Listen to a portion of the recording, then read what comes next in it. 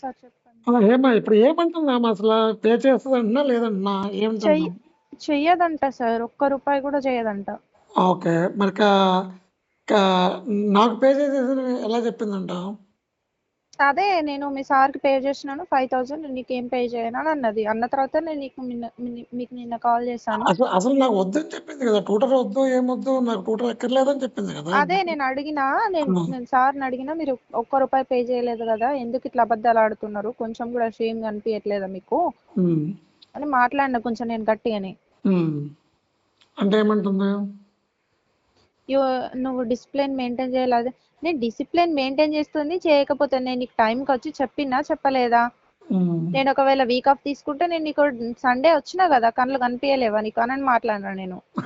Okay, అంటే ఏమంటుంది?